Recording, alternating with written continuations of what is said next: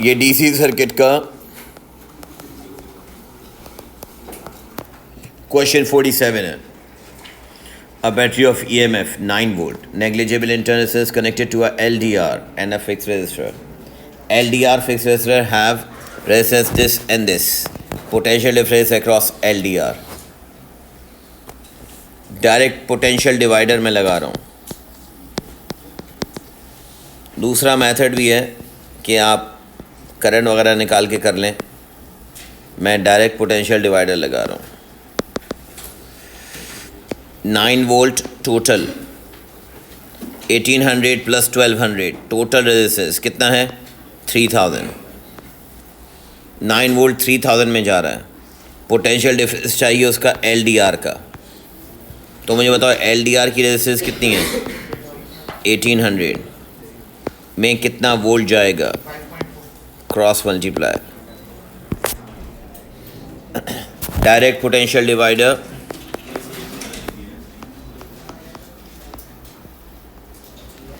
.4 volt. Next, खामोशी से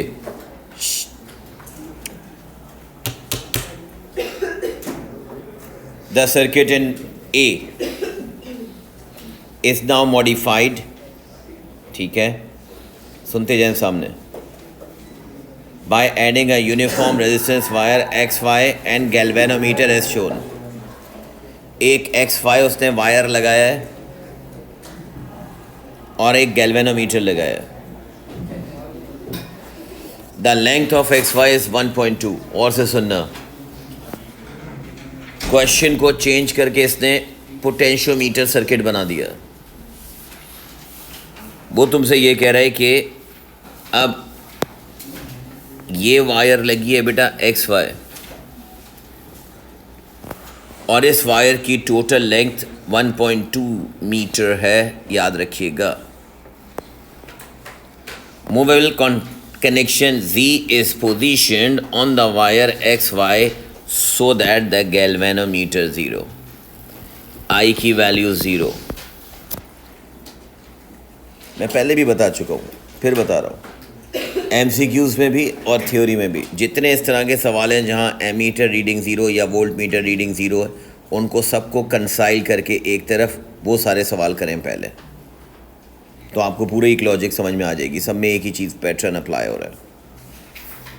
अब वो आपसे कह रहा है लेंथ ऑफ XZ बताएं along the resistance wire XZ। ठीक है, बात सुनो। तुमने ऊपर वाले पार्ट में 1800 ओम का वोल्टेज निकाला था 5.4 वोल्ट, है ना? यानी कि ये समझो, तुमने यहाँ का वोल्टेज कैलकुलेट किया था बेटा 5.4 वोल्ट। अब अगर आपने मेरा पोटेंशियोमीटर सर्किट का लेक्चर लिया है तो आपको मेरी ये बात समझ में आएगी। और अगर कोई डायरेक्ट सिर्फ पास पेपर खोल के सामने बैठा हुआ है और सिर्फ ये सॉल्व करने की कोशिश कर रहा है तो फिर नहीं समझ में आएगा।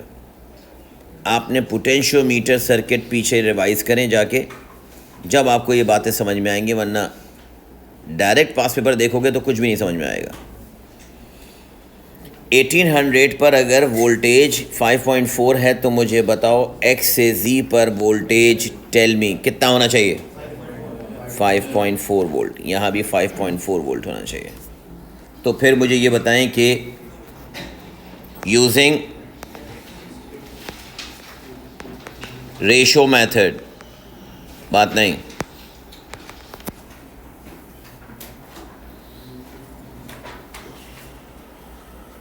Tell me. वो आपसे पूछ रहा है कि टोटल वायर, इस पूरे वायर की length, voltage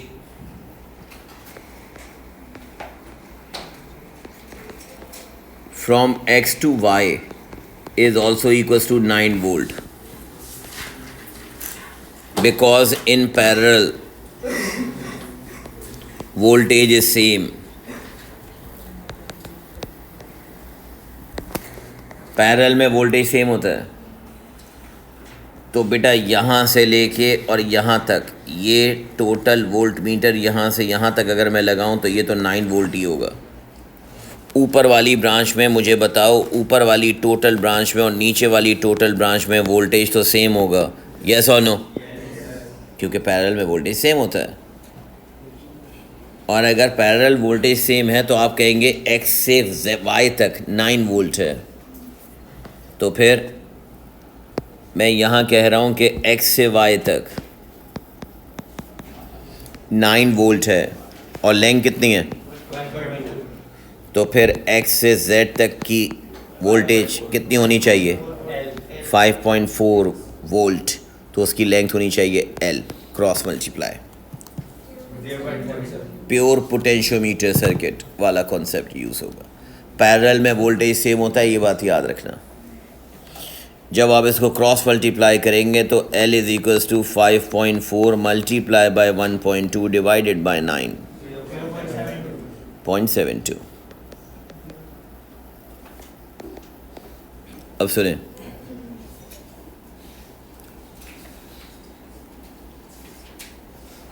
the environmental condition changes causing the decrease in the resistance of LDR. The temperature of LDR remains constant. सुनो, वो आपसे कह रहा है एनवायरमेंटल चेंज की वजह से रेजिस्टेंस ऑफ LDR डिक्रीज हो रही है। बेटा लिसन, अगर रेजिस्टेंस ऑफ LDR डिक्रीज हो रही है तो डिक्रीज, इंक्रीज और no change. Intensity of light on LDR, अगर रेजिस्टेंस कम होती है तो LDR की प्रॉपर्टी है कि इंटेंसिटी, वो पूछ रहा है बताएं क्या होगी? Increases. Initial power produce by the battery,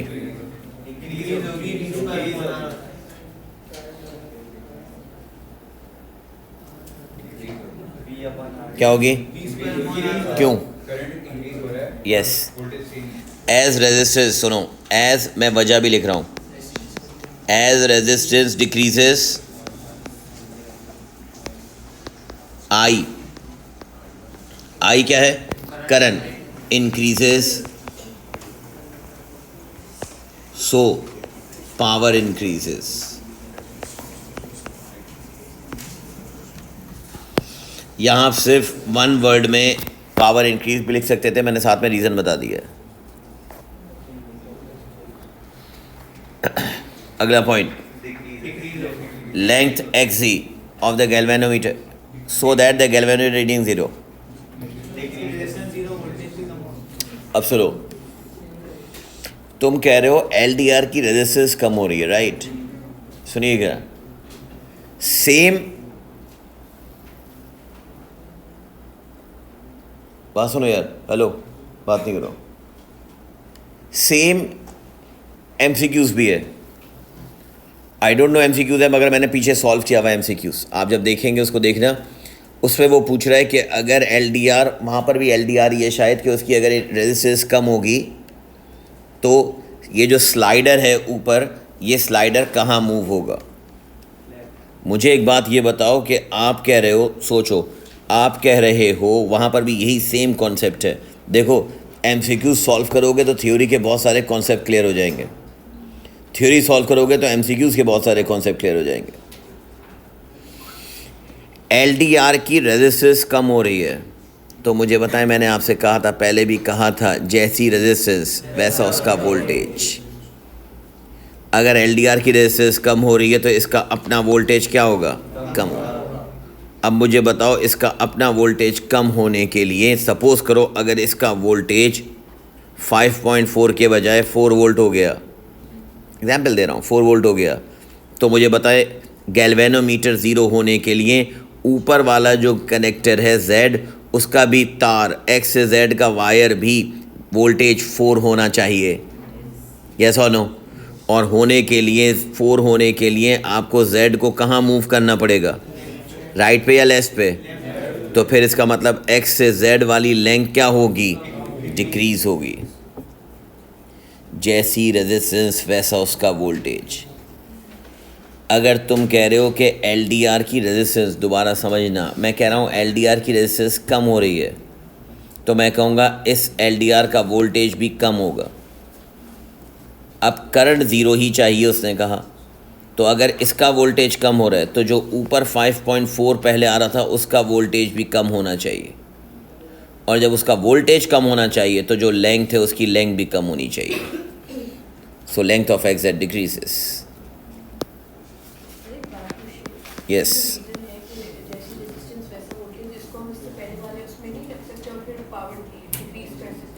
power क्या कर सकते हैं? कैसे?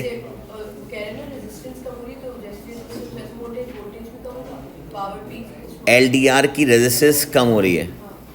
सही है. एक सेकेंड यार, तुम सिर्फ एक एस्पेक्ट सोच रही हो. तुम्हारा सवाल सही है. सुने इनका सवाल क्या है. ये कह रही हैं कि आपने प्रीवियस वाले पार्ट में जब डिक्रीज इन रेजिस्टेंस कहा था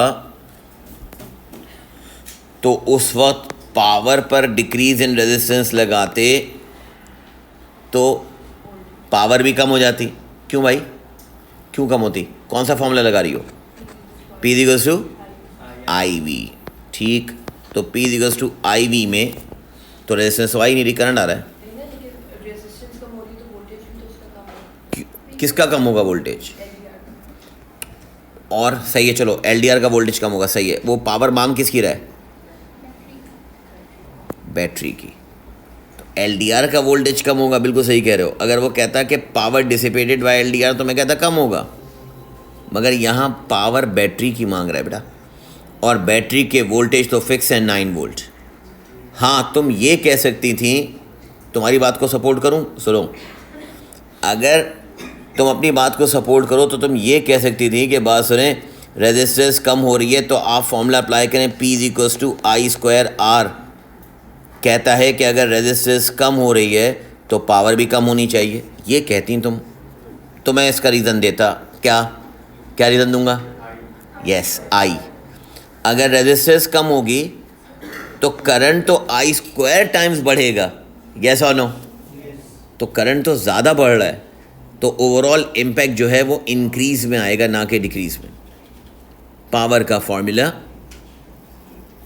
फॉर्मूला I²R है, और I और R इन्वर्सली प्रोपोर्शनल है. तुम कह रही हो रेजिस्टेंस हाफ हो गई, तो मैं कहूँगा करंट डबल हो गया, मगर फॉर्मूले में डबल का स्क्वायर हो रहा है भाई. तो डबल का स्क्वायर कितना हो गया बेटा? 4 टाइम्स. यस और नो? इसलिए यहाँ पर ये आपका पॉइंट नहीं चलेगा. Now very good. कोई भी क्वेश्चन आए इस तरह से दिमाग में तो पूछते जाना साथ साथ. आगे देखिए, ये क्वेश्चन नंबर 46. अब सुने, यहाँ पर the battery of EMF 9.6 negligible internal resistance question में नहीं है. 2 fix resistor thermistor. The fixed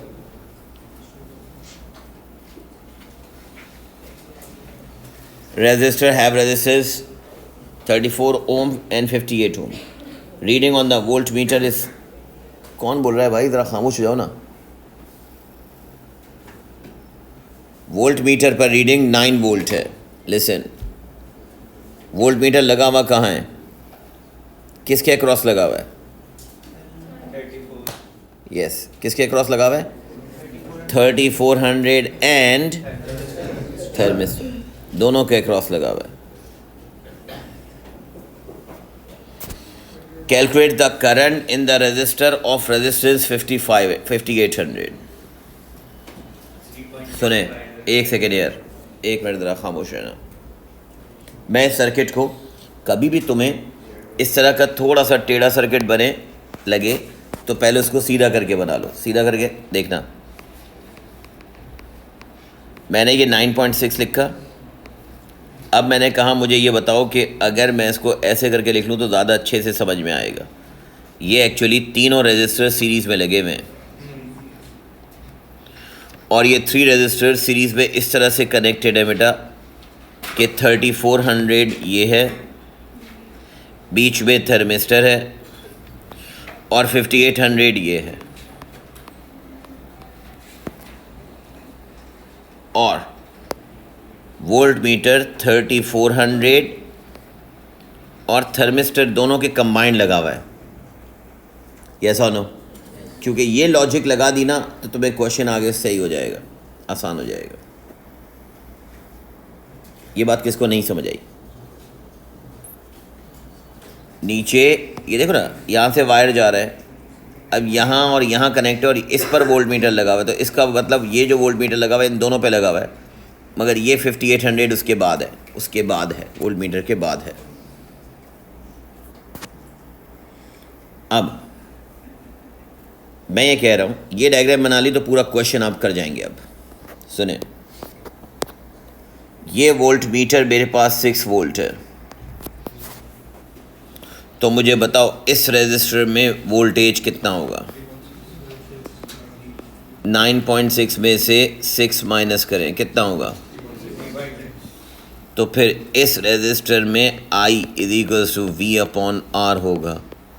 3.6 को डिवाइड करें 5800 से, 6 point minus 4, 6.2 exponent minus 4।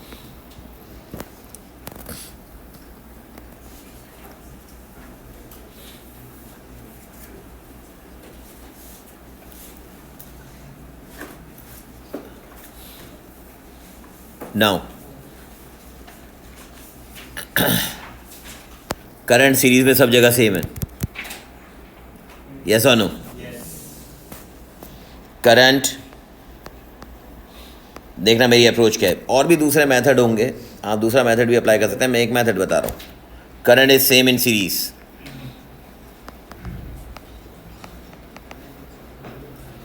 So voltage in 3400 ohm is V is equals to IR। Calculator उठाना बेटा। 6.2 into 10 to the power minus 4 को 3400 से मल्टीप्लाई करना, 2.1 volt.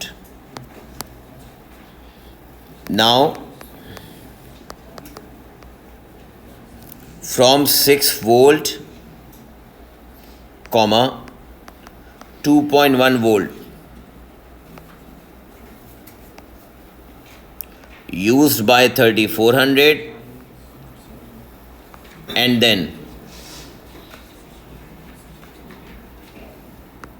remaining voltage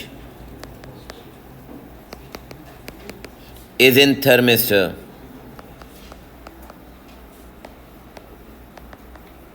which is 6 में से माइनस करें 2.1 वोल्ट, कितना आया? 3.9 वोल्ट।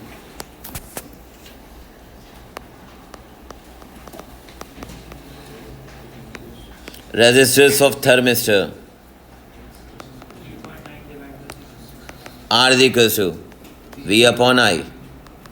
थर्मिस्टर का वोल्टेज 3.9 और करंट तो सेम है सीरीज में, 6.2 एक्सपोनेंट माइनस 4, कितना?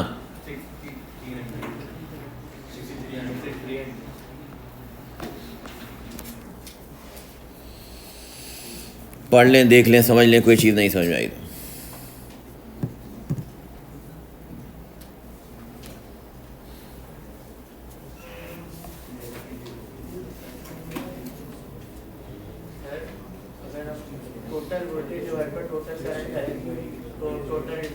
वो सही है। हाँ मैंने कहा ना, तुम वो भी कर लो। हाँ वो सही है, वो ज़्यादा आसान है।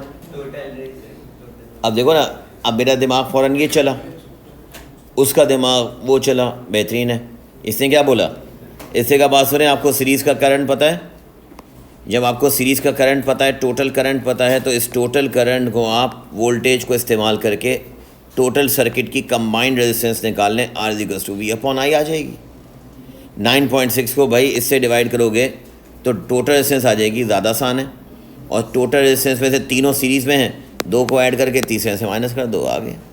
सही है, वो ज़्यादा आसान है। तो यही ना अप्रोच की, उस वक्त दिमाग कौन सा क्लिक हो जाए। सही है, आंसर दोनों सही है, सेम ही आएगा। अब सुने, initial energy stored in the battery E, assume that EMF of the battery is constant, Determine the final energy stored in the battery after 330 coulomb has moved through it.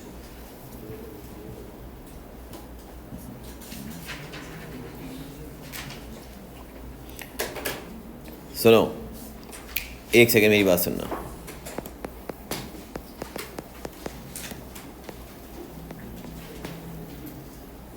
देखो ये बहुत कम, एक सेकेंड, ये इस तरह का क्वेश्चन बहुत कम पूछा है इसने, मगर इसमें आपसे वो टेस्ट कर रहा है सिंपली ईएमएफ का बेसिक फार्मूला कि तुम्हें आता है या नहीं। मुझे बताएं, इनिशियल एनर्जी के लिए वोल्टेज का फार्मूला एनर्जी अपॉन चार्ज होता है। इनिशियल एनर्जी उससे तुम्हें बता दी, तो मुझे इनिशियल चार्ज बताओ। E is equals to divided by V. 2.6 into 10⁴ को डिवाइड करो, टोटल बैटरी का वोल्टेज कितना था? 9.6 डिवाइड करना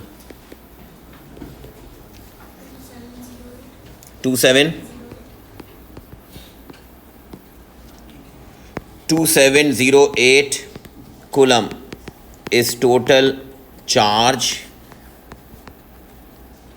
and 330 coulomb charge passed to the circuit.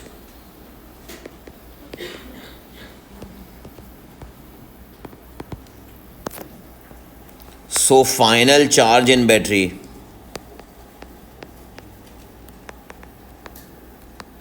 Battery के अंदर बाकी कितना चार्ज रह गया? क्या करूं? माइनस 2708 में से माइनस कर दें 330,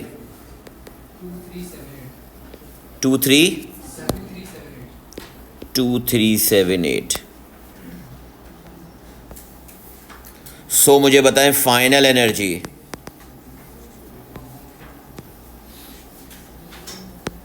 एनर्जी का formula voltage into Q, E is equals to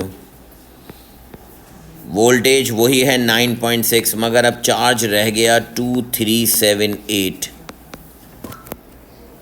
9.6 volt को 2378 से मल्टीप्लाई करें,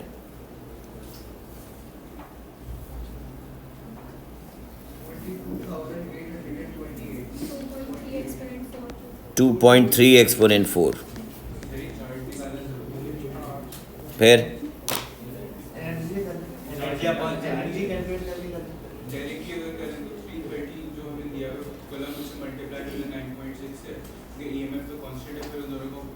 वो एनर्जी निकाल रहे हो ना तुम? हाँ ना, मतलब तुम कह रहे हो लॉस्ट एनर्जी निकाल लें। हाँ वो कर लो, वो भी सही है, लॉस्ट एनर्जी से निकाल लें। 330 कूलम अगर चार्ज जा रहा है तो उससे आप लॉस्ट एनर्जी निकाल सकते हैं, उससे निकाल लें, उसमें से माइनस कर दें, बात नहीं।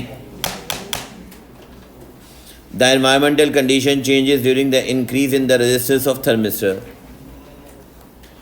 Increase in the resistance of thermistor, अगर थर्मिस्टर की रेजिस्टेंस बढ़ती है तो थर्मिस्टर का टेम्परेचर,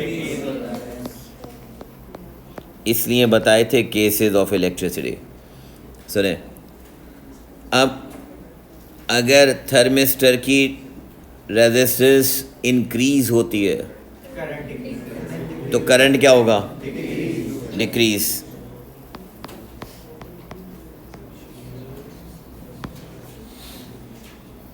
और फिर जैसी रेजिस्टेंस उसका वोल्टेज, जैसी रेजिस्टेंस वैसा उसका वोल्टेज। अगर थर्मिस्टर की कह रहा रेजिस्टेंस बढ़ रही है तो उसका अपना वोल्टेज भी बढ़ेगा, इसका मतलब इंक्रीजेस।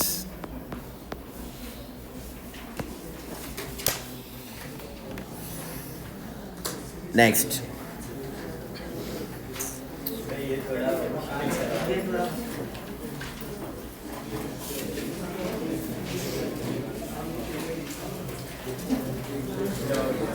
नाउ लिसन,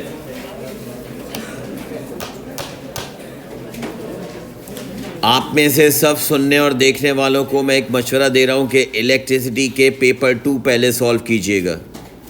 ये बात पहले भी बोल चुका हूं, फिर बोल रहा हूं। तुम लोग सब फिर उसमें से तुम में से कुछ उल्टे चल रहे हैं कि थ्योरी सॉल्व नहीं कर रहे और मुझे एमसीक्यूज़ की क्यूरीज भेज रहे हैं। मैं आपसे फिर बता रहा हूँ कि इसको ज़रा सीरियसली लें। पहले थ्योरी कंप्लीट करो, थ्योरी कंप्लीट करके मुझे दिखाओ कि सर ये थ्योरी कंप्लीट हो गई। फिर उस पेपर के बाद पेपर 1 पे चलेंगे। पेपर 1 में ट्रिकी क्वेश्चन है, मगर पेपर 2 आसान है। आप चाहे डीसी सर्किट उठा लो या इलेक्ट्रिसिटी करो। अगर किसी को बिल्कुल फिजिक्स मुश्किल लग रही है तो पहले इलेक्ट्रिसिटी का पेपर 2 करो, फिर डीसी सर्किट का पेपर 2 करो, फिर एमसीक्यूज़ करो।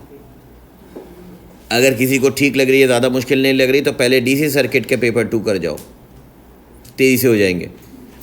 फिर इलेक्ट्रिसिटी के पेपर 2 करो, फिर उसके बाद एमसीक्यूज़ करो। समझ में आ रही है बात? सुने, Kirchhoff second law, it states that, write down,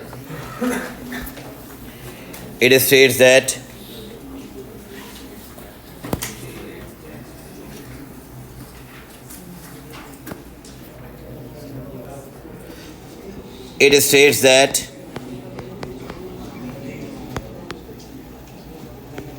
sum of EMFs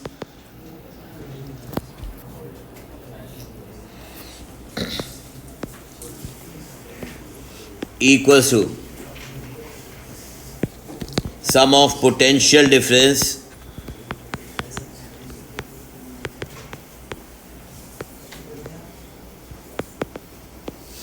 in a closed loop, किसी भी गिवन क्लोज लूप में। अब सुनें next, 3 identical sales each of EMF 1.5 volt, internal resistance 550 मिली ओम। खामोशी से बैठो यार।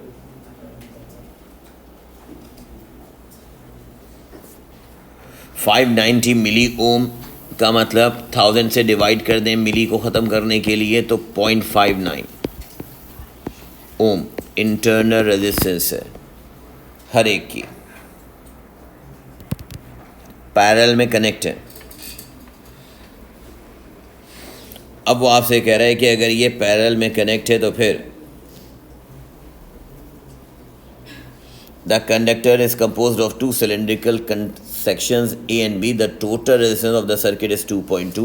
Show that the resistance of conductor is 2 ohm.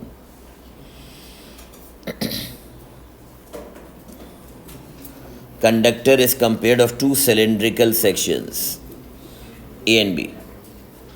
The total resistance of the circuit is 2 ohm. अब मुझे बताओ, सबसे पहले तुम्हारे पास जो ऊपर 3 रेजिस्टर्स हैं इंटरनल, वो तीनों आपस में कैसे हैं? कैसे हैं? समझें ज़रा एक बात। एक्चुअली ये जो नीचे वायर लगा हुआ है ए बी का, उसकी अपनी रेजिस्टेंस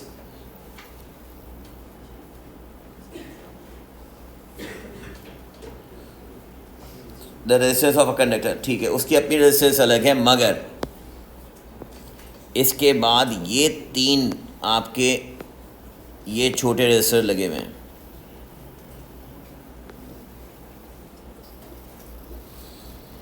एग्जैक्टली। तो पहले आप करेंगे इन 3 रेजिस्टर्स की कैलकुलेशन। मुझे बताओ, total resistance is equal to, calculator उठाना, 1 डिवाइड बाई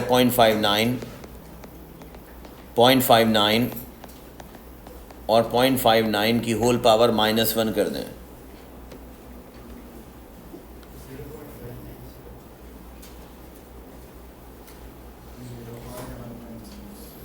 इसको करो सॉल्व, कितना आ रहा है? 0.59 कितना आ रहा है? मतलब 0.197। अब मुझे बताओ, टोटल R 2.2 है। सो अगर इसकी रेजिस्टेंस R है R1, so total R is equal to, इसकी कंबाइन इंटरनल रेजिस्टेंस को सिंपल करने के लिए स्मॉल r कह दो। तो मुझे बताएं, total R is equal to R1 plus R, ये ऊपर वाले सारे पैरेलल कंबाइन होके 0.197 हो गए, नीचे वाला रजिस्टर R1 हो गया और इन सब की कंबाइंड 2.2 माइनस कर दो इधर ला के,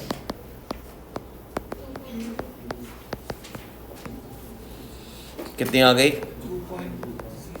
2.0। यही शो करना था। ये बात समझ लें कोई, क्योंकि देखो तुम में से कोई कन्फ्यूजन ये भी कर सकता है कि सर बात सुने, अगर ये और ये पैरेलल है तो शायद ये भी पैरेलल है। ये गलती मत करना, क्योंकि ये तो सेल के अंदर हैं तीनों, ये तो बैटरी के हैं और ये बैटरी के साथ सर्किट नीचे कनेक्ट है। तो बेटा सुने मैं क्या कह रहा हूँ, ये जो नीचे सर्किट कनेक्ट है तो आप इस सर्किट के वायर को अलग काउंट करेंगे। बैटरी के अंदर टोटल इंटरनल रेजिस्टेंस को मैंने पैरेलल में काउंट करके कंबाइंड इंटरनल रेजिस्टेंस बताई और फिर इसको इक्वल किया। अब सुनो, current in the conductor, now in parallel voltage same,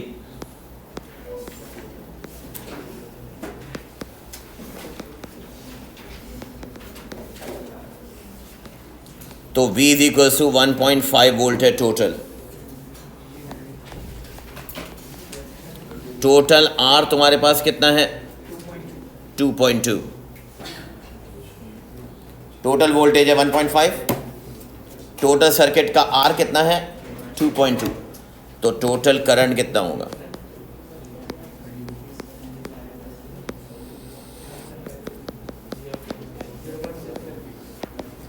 बात नहीं करो, खामोश हुई। I is equal to V upon R। 1.5 को 2.2 से डिवाइड करें,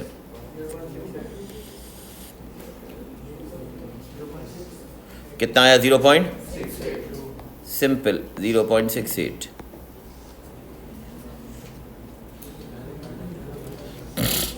अब सुने,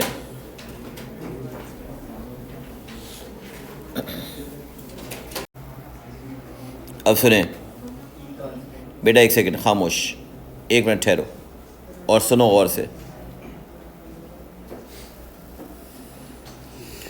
यहाँ मैं अलग से लिख देता हूँ। स्पीड का फॉर्मूला है I डिवाइडेड बाय NAE।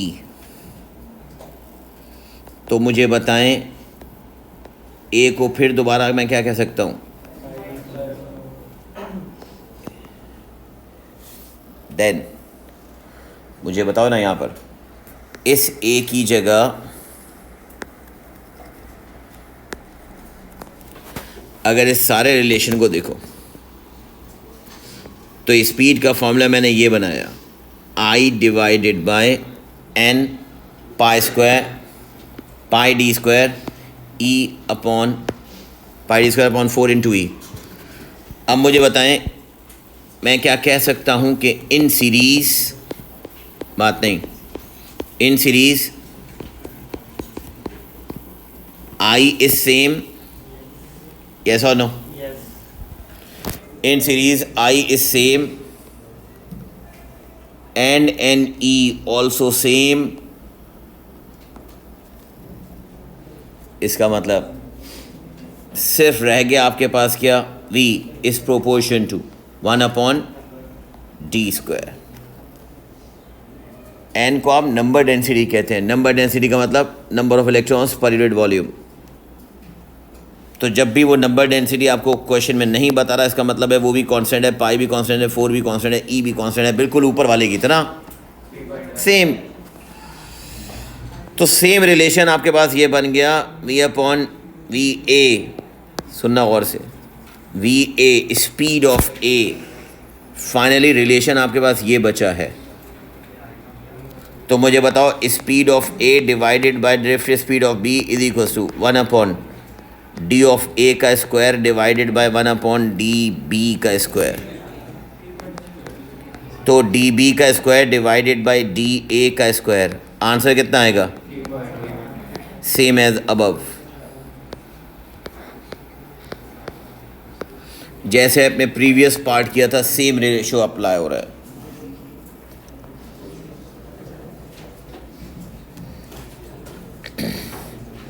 अब सुने, वो कह रहा है कि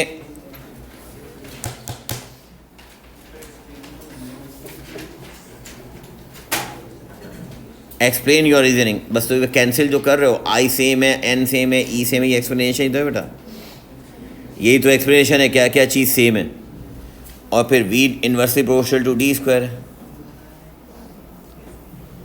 the circuit of figure 5.1 is altered by removing one of the cell. एक सेल को हटा दिया।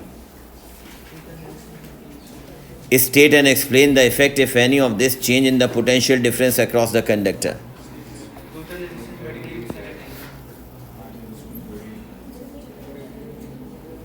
बताएं क्या होगा।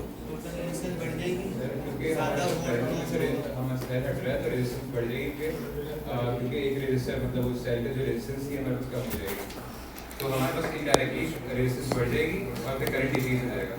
इफ पैरेलल, तो वोल्टेज डिक्रीज हो जाएगा। अब देखो तुम्हें सीक्वेंस लिखना होगा ना, बात सुने।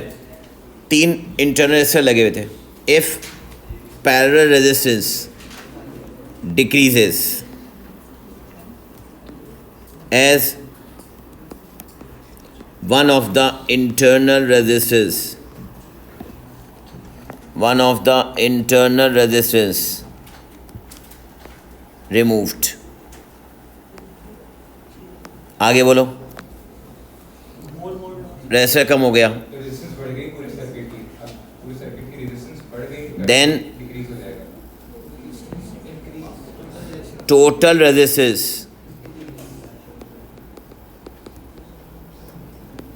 of circuit increase।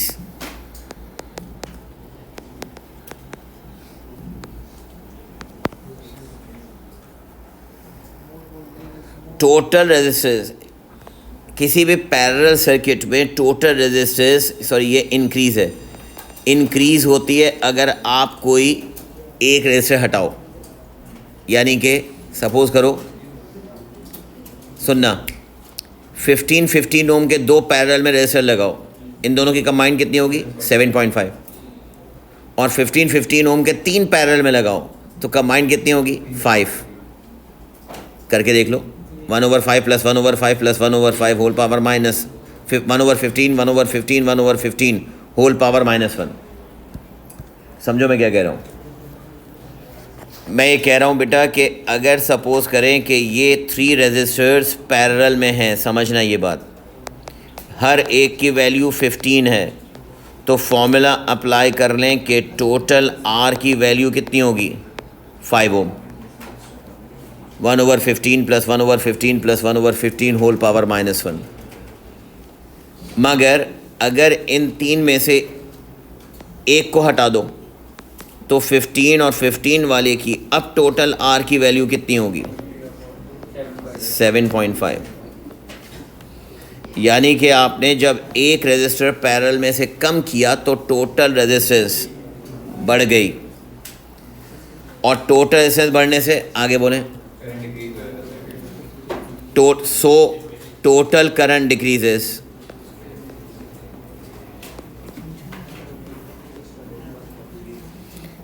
and hence potential difference क्या होगा, डिक्रीज हो जाएगा। potential difference decreases because V is direct proportional to I। क्योंकि फिक्स की रेजिस्टर वैल्यू है तो R की रेजिस्टेंस तो सेम है कंडक्टर की, तो वोल्टेज और करंट डायरेक्टली प्रोपोर्शनल की वजह से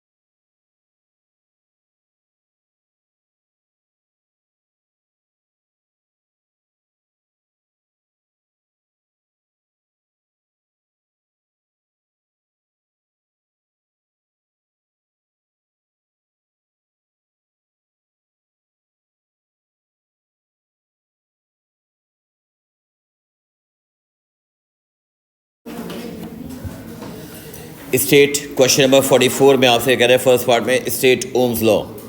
write down potential difference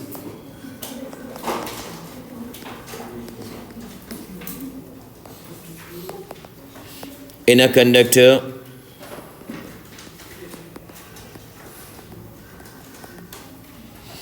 is directly proportional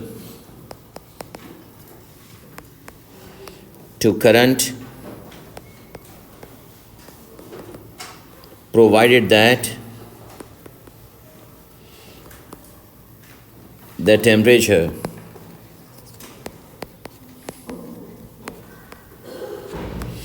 and other physical conditions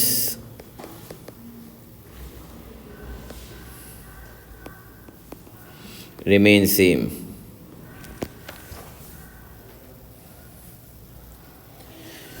The variation of I potential difference of filament lamp. अब ज़रा समझना, फिलामेंट लैम्प का उसने ग्राफ दिया है. Okay The resistance of filament lamp increases with potential difference. Resistance increase हो रही है with the potential difference. Graph से कैसे पता चल रहा है कि रेजिस्टेंस इंक्रीज हो रही है? Since the graph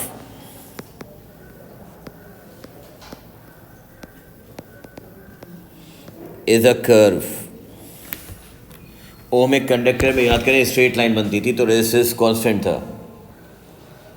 यहाँ पर आप कहेंगे कि कर्व है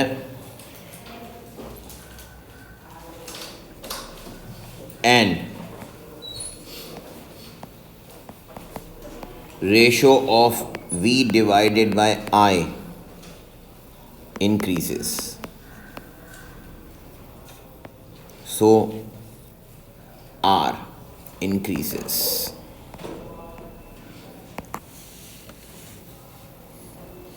फिलामेंट लैम्प में V अपॉन I का रेशो यानी वोल्टेज अपॉन करंट का रेशो यानी रेजिस्टेंस इंक्रीज होगा. ग्राफ के कॉन्टेक्स्ट में आप ये बात करेंगे. किसी भी एक जगह पर चाहो तो वोल्टेज और करंट का रेशो निकाल के देख लो, वो बढ़ता जाएगा. Explain why resistance varies in this way. Resistance क्यों चेंज हो रही है इस तरह से? यस, बस यही पॉइंट है. As potential difference across filament increases, potential difference बढ़ता है, then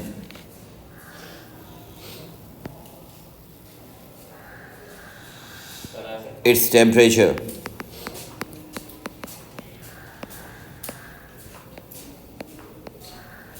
increases, so R increases. आप आगे आ जाएं जो भी लास्ट लेट आए. नेक्स्ट, अब समझना ज़रा. बैटरी उससे लगाई है 12 वोल्ट की. Listen carefully. Figure 5.2 shows a circuit with a battery of EMF 12 volt connected in a linear potentiometer आ गया AB. Two identical filament lamps P and Q. The battery has negligible interactions and the lamp each has the same IV characteristics. ठीक है, इन दोनों lamps का graph वही है जो ऊपर वाला है. When the slider of the potentiometer is at midpoint, the current I in the battery is 1.78 ampere. समझे जरा क्या कह रहा है? When the slider of potentiometer is at midpoint, slider potentiometer का मिड पॉइंट है, बैटरी का करंट 1.78 एम्पियर है. Determine the current in lamp P. Lamp P का करंट बताएं.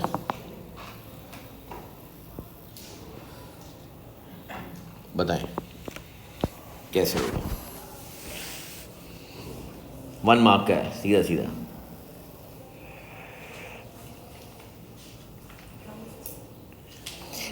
अब सुनो,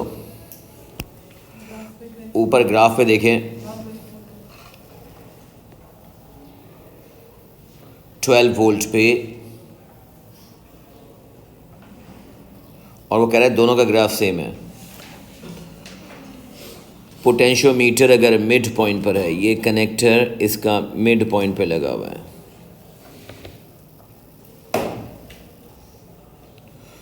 तो फिर ऊपर ग्राफ में देखें, बताएं क्या आंसर होगा। मिड पॉइंट का मतलब क्या है बेटा? लिसन, दोनों आइडेंटिकल हैं। एक सेकंड के लिए सुनना मेरी बात, एक सेकंड के लिए इमेजिन करो ये चीज़ नहीं है। ये तो स्लाइडर ही है ना, थोड़ी देर के लिए इमेजिन करो ये नहीं है।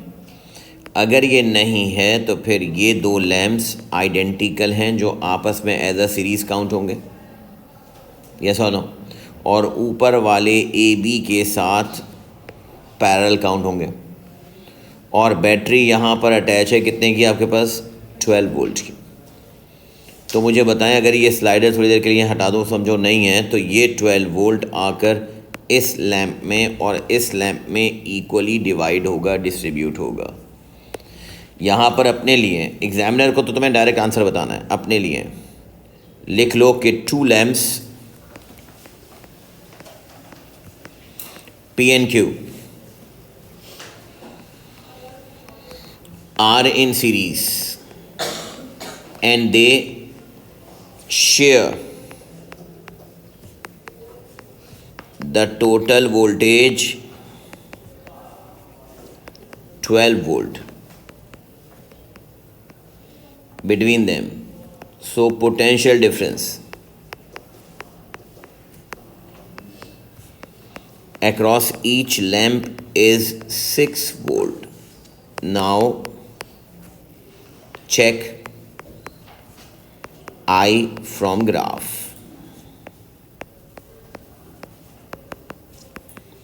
अब आपने ग्राफ चेक करना है।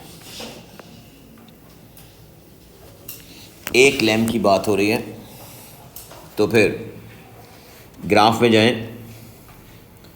एक सिंगल लैम्प में वोल्टेज अगर ये है तो इसमें 6 वोल्ट है, सही है? दोनों सीरीज में 6 वोल्ट है। अब 6 वोल्ट के लिए ये देखो 6 वोल्ट है, 6 वोल्ट की लाइन ये है और ये आ रही है। डिवीजन कैसे करेंगे सुनो, 1.5 ये है, 1.6, 1.7, 1.8, 1.9 और 2, और यहाँ पर बीच में है तो ये कितना होगा? 1.55। आइडेंटिकल लैम्प्स हैं, सीरीज़ में हैं, वोल्टेज डिवाइड होता है सीरीज़ में और इक्वली डिवाइड होगा क्योंकि आइडेंटिकल है। तो आपने कहा यहाँ पर करंट की वैल्यू आ जाएगी 1.55।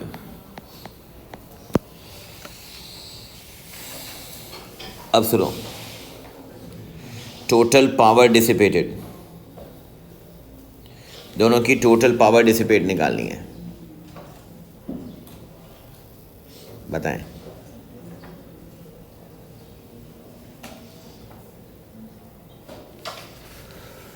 सुने, सामने देखना था, एक minute.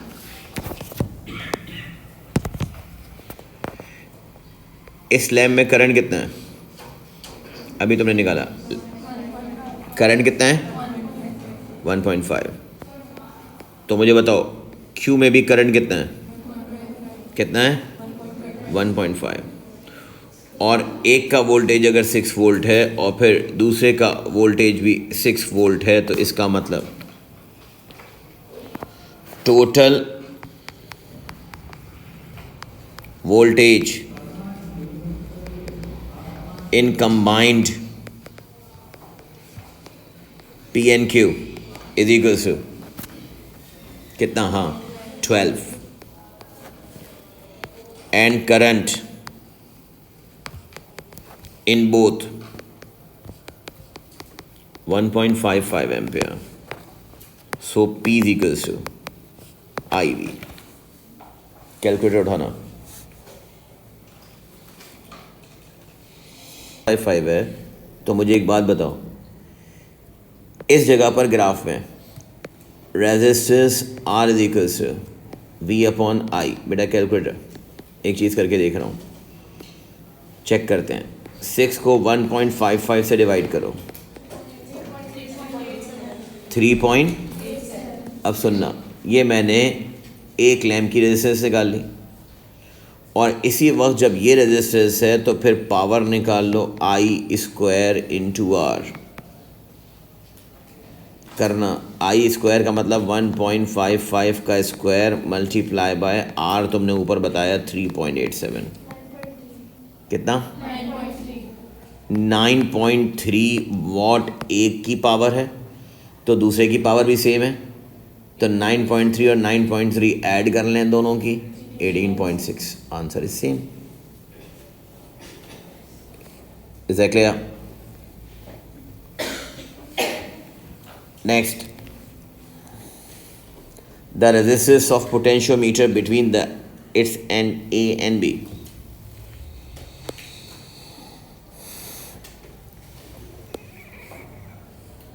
The resistance of the potentiometer between its ends A and B।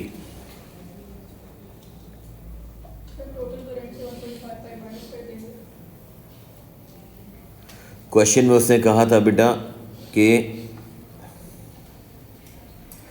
when the slider potentiometer is at the midpoint, its current is 1.78।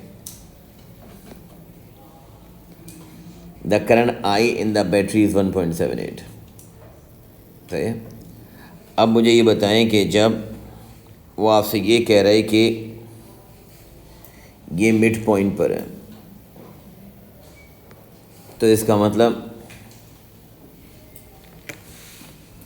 For net current of potentiometer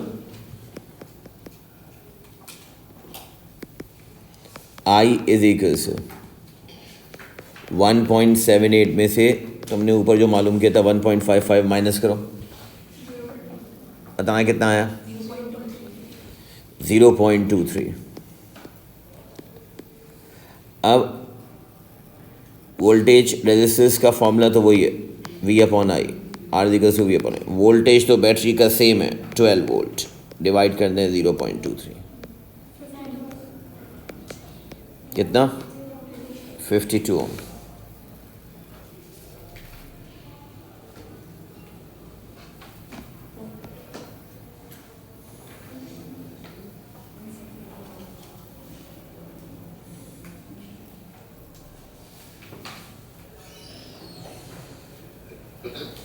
क्योंकि देखो ये बात समझना, ये मैं फिर बताता हूँ, ये बात समझना कि जब वो कह रहा है पोटेंशियोमीटर मिड पॉइंट पे था, तो जहाँ बैटरी से टोटल करंट आ रहा है, उसने कहा था ये जो करंट है ये 1.78 है,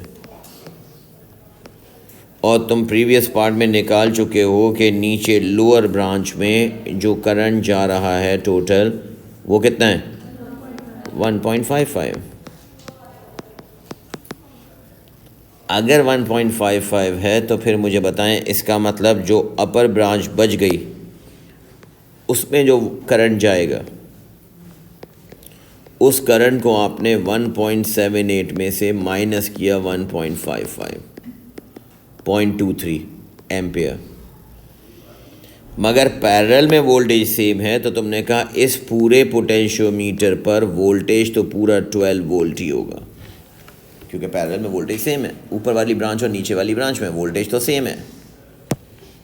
तो इस तरह से आपने इस पूरे पोटेंशियोमीटर की रेजिस्टेंस निकाली है। ना लिसन क्या कह रहा है, the slider of the potentiometer is move to end A. A कहाँ है, नोट करो, ए लेफ्ट साइड पर है।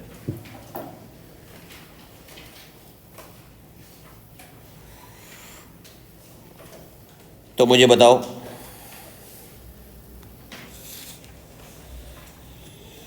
अगर प्लीज लिसन, सामने देख रहे हैं एक मिनट,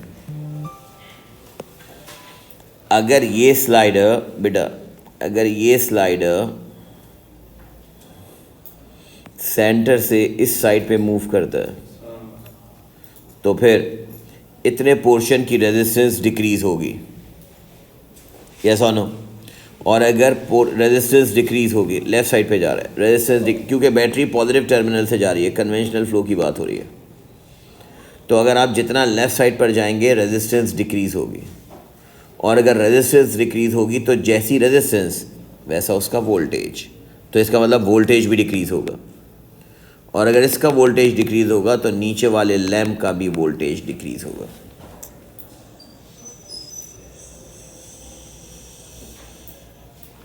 दोबारा सुनना कि मैंने क्या बोला।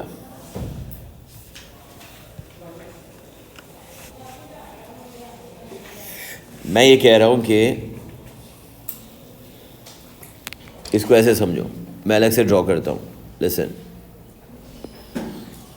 ये एक बल्ब है, ये दूसरा बल्ब है,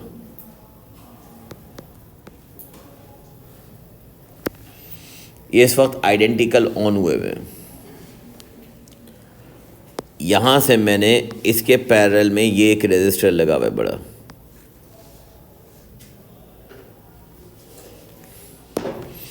आप कह रहे हैं कि यहाँ पर ये इस रेजिस्टर के बीच में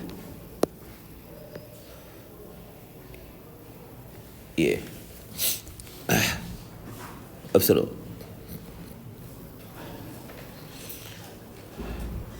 सामने देखो, अगर मैं तुमसे ये कहूँ कि ये यहाँ से एक वायर जा रहा है जो मिड पॉइंट पर है, बिल्कुल मिड पॉइंट पर है, तो तुम कहोगे मिड पॉइंट पर नीचे बल्ब दोनों ब्राइट जलेंगे। मगर अगला जुमला सुनना, अगर ये स्लाइडर यहाँ से मूव करके यहाँ चला जाए फिर एक जैसे नहीं जलेंगे।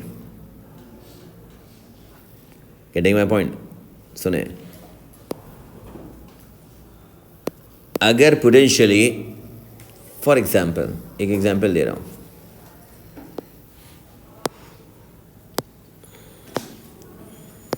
ऊपर वाले का टोटल वोल्टेज, इस रेजिस्टर की टोटल वोल्टेज स्टार्ट से एंड तक 12 वोल्ट है, और इन दोनों की टोटल वोल्टेज स्टार्ट से एंड तक भी 12 वोल्ट है, जो कि है ऐसे ही है। अब मैं ये कह रहा हूँ आपसे कि बीच में से मैंने एक वायर जॉइन किया और ये मैंने कनेक्टर लगाया और इस कनेक्टर को मैंने यहाँ जोड़ा हुआ है। अगर मैंने इस कनेक्टर को ऊपर वाली लाइन में बिल्कुल बीच में जोड़ा हुआ है तो आधा वोल्टेज इस लैंप में और आधा वोल्टेज उस लैंप में डिस्ट्रीब्यूट हो रहा है, क्योंकि मिड पॉइंट है ऊपर। अब अगर मैं ये कहूँ तुमसे कि भाई ये सपोज करो L1 है, ये L2 है, तो आप कहेंगे, मैं अगर ये कहूँ कि अब मैं इस कनेक्टर को इस तरफ मूव कर रहा हूँ, एक ही तरफ, तो मुझे बताओ ये दो पोर्शन अनइक्वल हो गए, डिसबैलेंस हो गए। डिसबैलेंस होने की वजह से यहाँ पर ये फ्रैक्शन कम है तो इसका फ्रैक्शन का वोल्टेज भी कम होगा, और अगर इसका वोल्टेज कम होगा तो नीचे लैंप पर भी वोल्टेज कम होगा और ये लेस ब्राइट है। यस और नो? एक तरह से ये समझो कि ये वाला हिस्सा इसको करेस्पॉन्ड कर रहा है, ये वाला हिस्सा इसको करेस्पॉन्ड कर रहा है। मीन्स वो कह रहा है what happens when the potentiometer moves to A. State करें, बताएं और उसका रीज़न दें। लैम्प पी, लैम्प पी के लिए आप लिखेंगे less brighter because as slider moves to left, comma PD across lamp P decreases. Yes.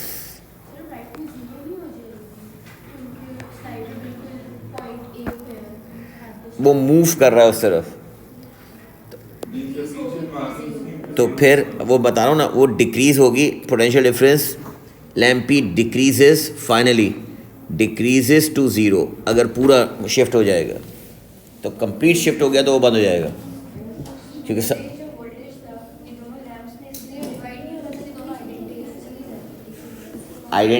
एक सेकेंड, आइडेंटिकल तो हैं, मगर अगर पोटेंशियोमीटर नहीं होता तो हमेशा इक्वल ही रहता। अब बेसिकली पोटेंशियोमीटर का जो कनेक्टर है, ये जो ऑरेंज वाला वायर है, ये नीचे वाले लैंप्स को डिस्ट्रीब्यूट कर रहा है अलग अलग, कम ज़्यादा कर रहा है अलग अलग। नाउ लिसन, लैम्प क्यू इसी तरह से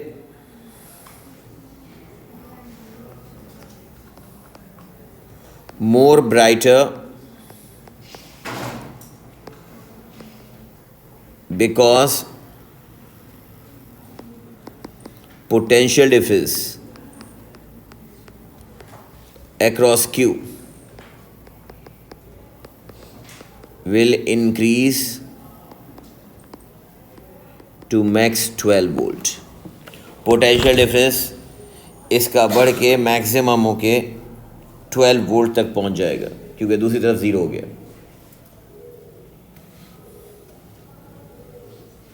नेक्स्ट,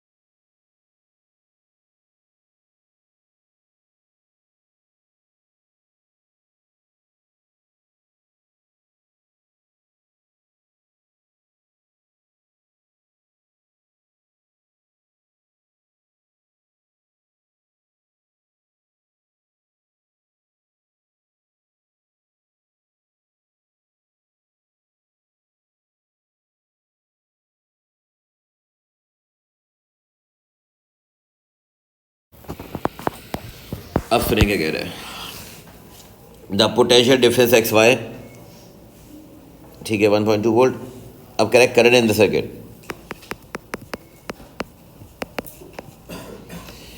अब मुझे ये बताओ कि अगर मैं इस रेजिस्टेंस वायर की रेजिस्टेंस रख रहा हूँ 3 ओम, है ना, तो फिर इसी का वोल्टेज रखूँगा। अगर रेजिस्टेंस 3 ओम रख रहा हूँ तो इसी का वोल्टेज रखूँगा। कितना है? 1.2। डिवाइड करें, आंसर बताएं। अगर इसका वोल्टेज रख रहा हूँ तो इसी का रेजिस्टेंस रखूँगा। कितना आंसर? 0.4।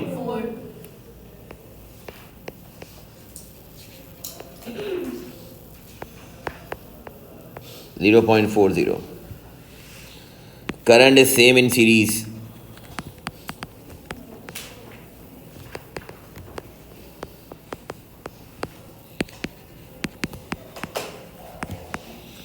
मैंने पहले लॉस वोल्टेज निकाल लिए इन इंटरनल रजिस्टर।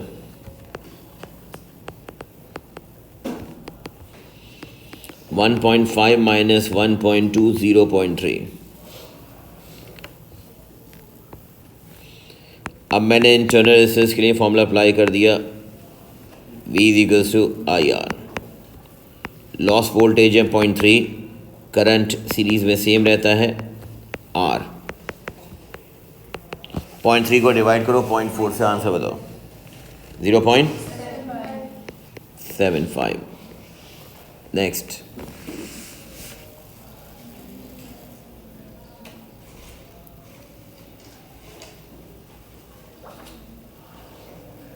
यहाँ तक तो स्ट्रेट है, सीधा सवाल है।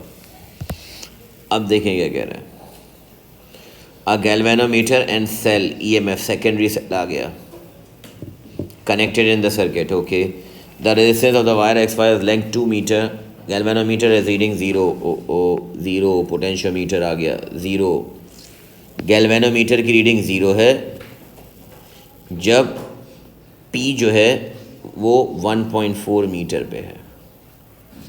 सेकेंडरी सेल का EMF निकालें। सिंपल, आसान, जो हम डिस्कस कर चुके हैं। ये वाला क्वेश्चन जो देख रहा है या सुन रहा है या समझ रहा है, उसको ज़रूरी है कि पोटेंशियोमीटर समझ में आना चाहिए। अगर पोटेंशियोमीटर समझा हुआ है तो आपको ये सवाल समझ में आएगा। मुझे बताएं, मैं X से P का वोल्टेज जो निकालूंगा वही नीचे सेल का वोल्टेज होगा। तो आप पहले वोल्टेज ऑफ XP निकालेंगे। मुझे बताओ X से Y की टोटल लेंथ और उसका वोल्टेज का रेशो डायरेक्ट प्रोपोर्शन है। वोल्टेज और लेंथ का रेशो डायरेक्ट प्रोपोर्शन है। नाउ टेल मी, X से Y की लेंथ कितनी है? 2 मीटर। उसका वोल्टेज कितना था? 1.2 वोल्ट। 2 metre 1.2 volt.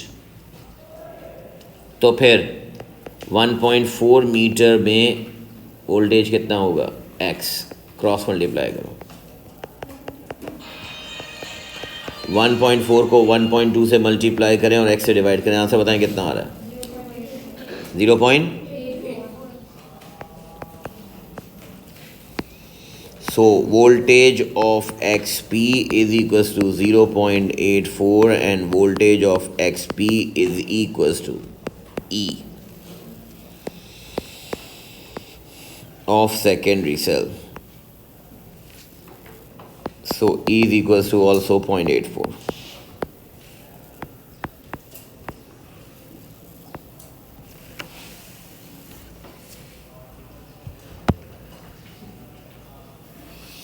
ये बताएं पहले किसको नहीं समझ आया? प्योर पोटेंशियोमीटर सर्किट का कॉन्सेप्ट है। Is that clear? सुने, the circuit in figure 6.2 is modified by replacing the original resistance wire and a second resistance wire. The second wire has the same length as the original wire and made of the same metal. Okay, length भी same है, metal भी same है. The second wire has smaller cross sectional area than original wire.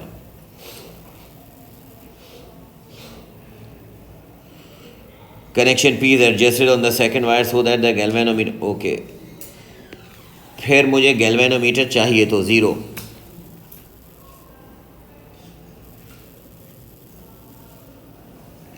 Still explain whether the length of XP of the second wire is shorter, longer or same when the galvanometer reading 0.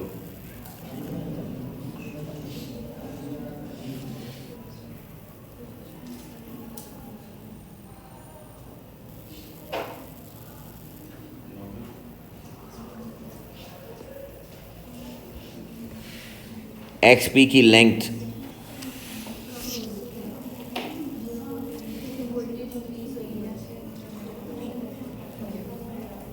बात सुनें,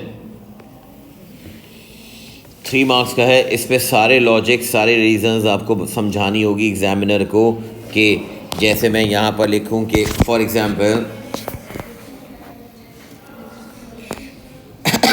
resistance rho L upon A, उसने कहा कि smaller cross sectional area है। R is inversely proportional to A, so less A provides greater resistance. Greater resistance.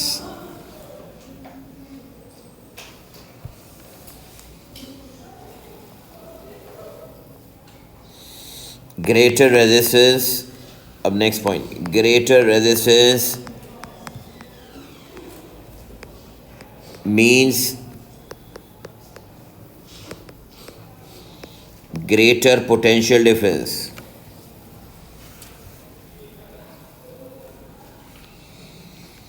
Of full wire XY.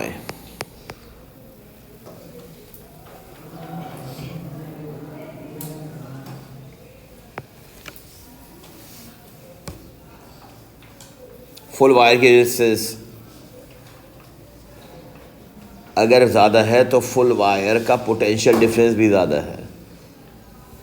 अब मुझे बताओ, अगर फुल वायर का पोटेंशियल डिफरेंस ज़्यादा है तो गैल्वेनोमीटर 0 होने के लिए पोटेंशियल डिफरेंस बढ़ गया। Please listen. मैं चाह रहा हूं कि गैल्वेनोमीटर रीडिंग 0 ही हो। तो अगर रीडिंग बढ़ गई तो इस वायर का पोटेंशियल डिफरेंस भी बढ़ जाएगा, और अगर पोटेंशियल डिफरेंस बढ़ जाएगा तो आपके पास वैल्यू गैल्वेनोमीटर की 0 नहीं आएगी। तो ज़ीरो को डिसबैलेंस होने के लिए, मतलब डिसबैलेंस ना हो, ज़ीरो मेंटेन रखने के लिए इस XP को लेफ़्ट पे मूव करना पड़ेगा। मीन्स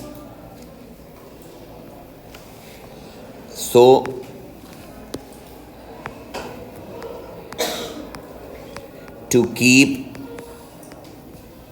the galvanometer 0, comma,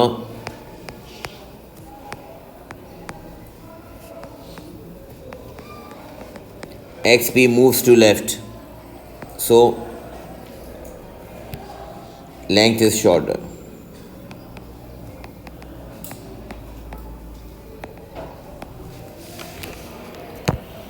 इसकी लेंथ जो है वो रिड्यूस होगी।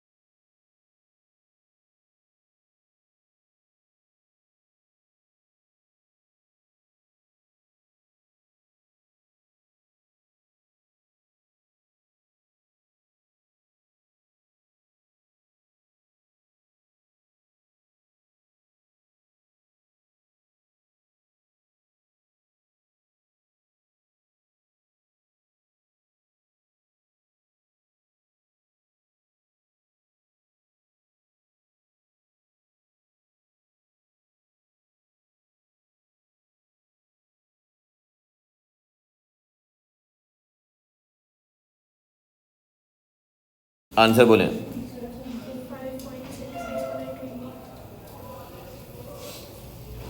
7 पॉइंट क्या 7 पॉइंट 5.6 exponent 20.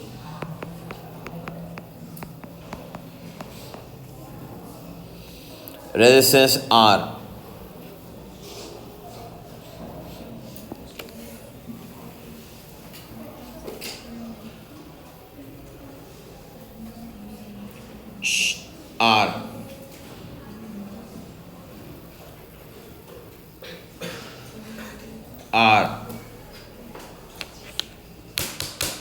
R का ना वोल्टेज है ना करंट है। R करंट तो चलो आ गया, सीरीज में करंट सेम होगा ना, है ना, बात सुनो, current same in series.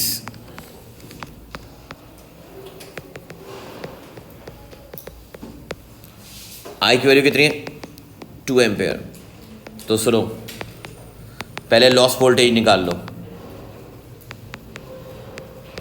V equals to IR 2 multiply by internal resistance कितनी है बेटा 0.35, कितना आ गया 0.7 वोल्ट। लॉस वोल्टेज आ गए,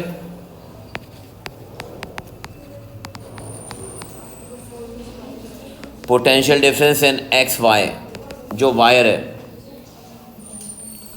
उसका वोल्टेज भी कितना है 1.8 volt. So voltage in R is equals to total battery में से लॉस वोल्टेज माइनस करो और एक्स वाई का वोल्टेज माइनस करो, कितना बच गया? 1.5 वोल्ट। भाई जो बात कर रहा है वो बाहर जाके बातें कर ले। यस Instead of this, हम लोग ये नहीं कर सकते कि we use B is equals to IR and हम लोग R के अंदर 0.9 plus 0.35 plus R करके use करें। टोटल क्या रखोगी? Total voltage हम लोग रखेंगे 4.4 4 रखना होगा फिर, हाँ वो भी कर लो, वो भी सही है। वो अगर मार्केट स्कीम में अंडरलाइन हो तो कीवर्ड होता है। मतलब मार्केट स्कीम में जैसे अगर कोई चीज़ वर्ड हाँ, अगर कोई वर्ड को वो अंडरलाइन कर रहा है तो उसका फिर वो कीवर्ड है, फिर वो मेंशन करना है। हाँ, क्लोज सर्किट या गिवन लूप एक ही बात है। किरचॉफ सेकंड लॉ कहता है कि sum of EMF equals to sum of potential difference. मैंने इसीलिए लिखा इसमें इन गिवन लूप, या वो पास पेपर में लिखेगा closed circuit is the same thing. उसी लूप को आप क्लोज लूप भी कहते हैं, गिवन लूप भी कहते हैं। लूप का मतलब यही है ना, closed circuit, this is same thing. वो कॉन्सेप्ट होना चाहिए उसमें। तो सुने, इस वाले मेथड से जो मैं कर रहा हूँ, वो दूसरा वाला जो बता रही है वो भी देखो। तुमने रेजिस्टेंस R निकालनी थी, तो R is equals to V upon I, voltage 1.5 divided by resistance, current कितना है 2, बताना कितना आंसर? 0.75 हो। एक ये मेथड है, सही है, आपके सामने लिखा हुआ है, मैं इसको रब करूँगा, आप सामने देखना। उससे दूसरा मेथड बताया और बिल्कुल ठीक है, समटाइम्स आपको क्लिक हो जाएगा एग्जाम में कि क्या करना है। अब मुझे बताएं टोटल ईएमएफ, दूसरा मेथड बता रहा हूँ, कितना है टोटल ईएमएफ, कितना है 4 वोल्ट। टोटल रेजिस्टेंस कितनी है? एक इंटरनल रेजिस्टेंस की रेजिस्टेंस है कितनी? 0.35। एक वायर की रेजिस्टेंस है 0.90 और एक कैपिटल आर है। 3 चीज़ें हैं, बताया था शुरू में ना, 0.35, 0.90 प्लस आर। अब वो कह रहे हैं कि ये फॉर्मूला अप्लाई कर दें। मैंने कहा बिल्कुल ठीक है, V equals to I R. Total battery का ईएमएफ ले रहा हूँ, टोटल सर्किट का करंट तुमने कैलकुलेट कर लिया 2 एम्पियर, और multiply by 0.35 plus 0.90 plus are.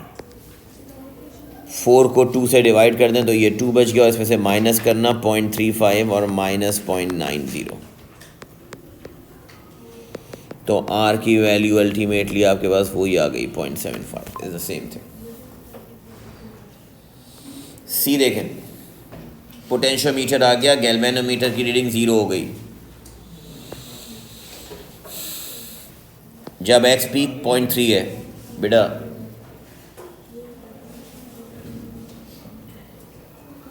Previous वाले पार्ट में लिसन,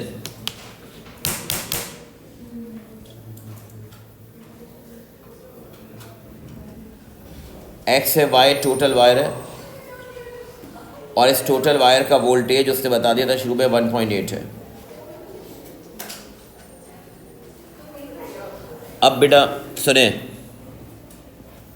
हम ये प्रीवियस वाले पार्ट से जानते हैं कि एक्स वाई का वोल्टेज 1.8 वोल्ट है।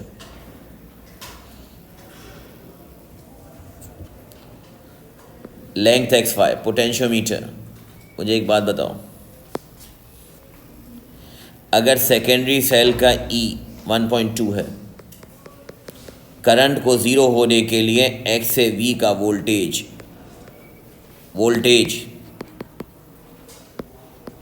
Of XP should also equals to secondary voltage, कितना होना चाहिए? 1.2 वोल्ट। यस और नो? पोटेंशियोमीटर का रूल यही है। और अगर 1.2 वोल्ट होना चाहिए तो मुझे बताओ इस X से P की लेंथ कितनी बता रहा है वो? 0.3 मीटर। तो फिर एक्स से वाई का वोल्टेज जो आप शुरू से जानते हैं कितना है 1.8 वोल्ट, तो उसकी लेंथ कितनी होगी क्रॉस मल्टीप्लाई।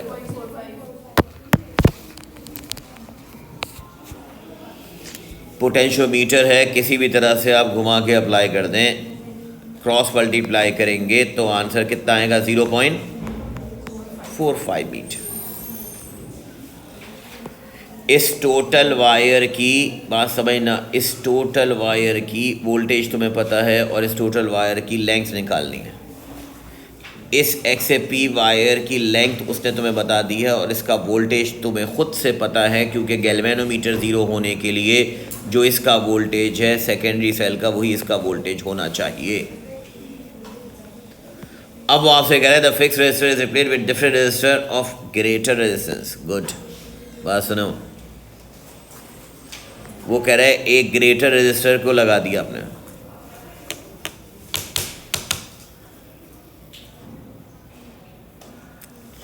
अगर समझो मैं क्या लिख रहा हूं, और ये बात मैं थ्योरी में बता चुका हूं, जैसी रेजिस्टेंस वैसा उसका voltage. If R is increased, उसने यही कहा है ना, फिक्स रेजिस्टर है, R वैल्यू बढ़ गई, greater resistor. If R is increased, so its PD also increased।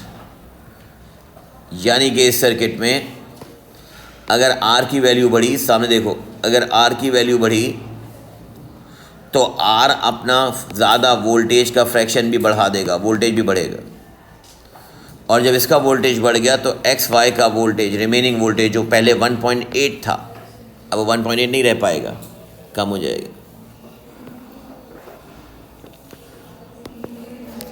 So PD across XY decreases,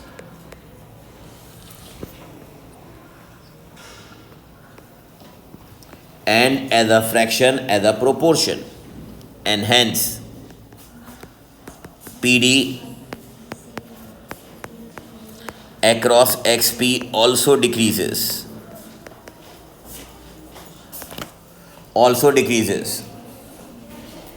तो XP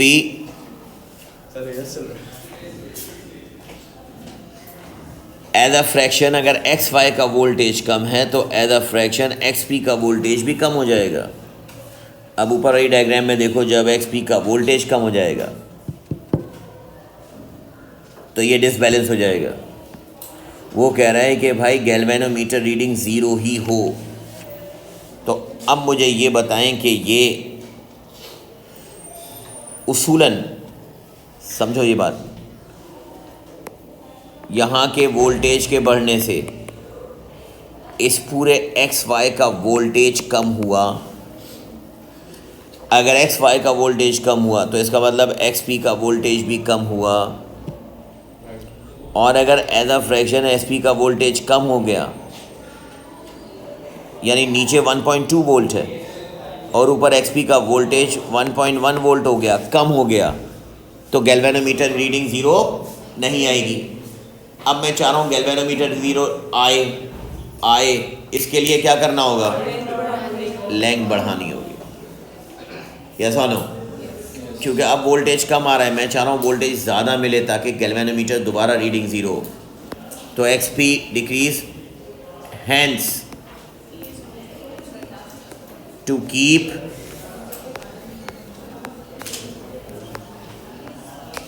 गैल्वेनोमीटर ज़ीरो, कॉमा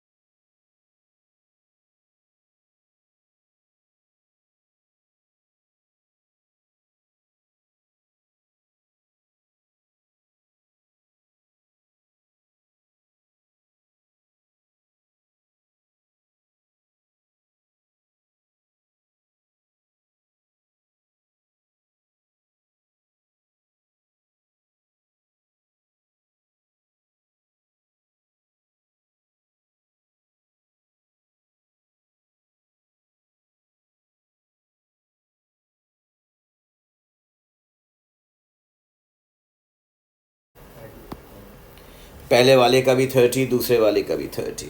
पहले ये बताओ किसको नहीं समझ आया?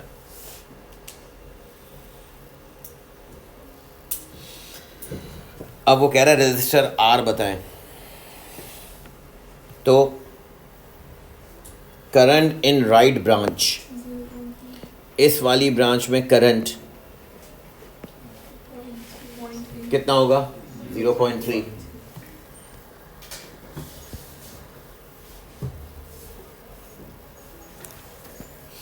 अब इसके अलग अलग मेथड हैं। कोई कहेगा सर मैंने टोटल रेजिस्टेंस, मैं दो मेथड बताता हूँ। एक मेथड ये है कि आप करंट निकाल लें राइट ब्रांच में, 0.5 में से माइनस करो 0.3, कितना बच गया? 0.3 एम्पेयर। 0.5 में से 0.2 माइनस किया, 0.3 एम्पेयर। अब मैंने कहा voltage in 28 ohm, V equals to IR। 28 ohm में करंट 0.3 जा रहा है और रेजिस्टेंस है 28। करना मल्टीप्लाई कितना? 0.3 को 28 से मल्टीप्लाई करो, 8.4 volt. So voltage in R, V equals to total battery के 12 वोल्ट में से 8.4 को माइनस करो, कितना बचा? समझ में आ रहा है क्या कर रहा हूँ? मैं कह रहा हूँ कि इस पूरी ब्रांच में, दोबारा सुनो, मैं जो मेथड बता रहा हूँ उसमें कह रहा हूँ मैं इस पूरी ब्रांच में करंट सेम है। मैंने यहाँ का वोल्टेज पहले निकाल लिया जो तुमने कहा 8.4। मैंने कहा भाई टोटल 12 वोल्ट है, 8.4 अगर यहाँ जाएगा तो इस ऊपर वाले रजिस्टर में वोल्टेज कितना? 3.6। और करंट सेम है तो R is equals to V upon I। 3.6 divided by I, इस वाली राइट साइड वाली ब्रांच में सेम है 0.3। 3.6 को डिवाइड करो 0.3 से, कितना आया? 12 ओम। एक मेथड ये है। दूसरा मेथड सुने, मैं दोनों मेथड बता रहा हूँ। दूसरे मेथड में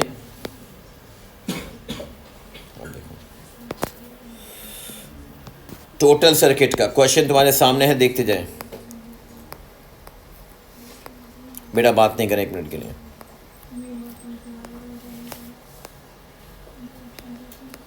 टोटल सर्किट के लिए R is equals to V upon I होता है। बैटरी का वोल्टेज कितना है? 12। और टोटल करंट शुरू में जो पास हो रहा है वो कितना है? 0.5।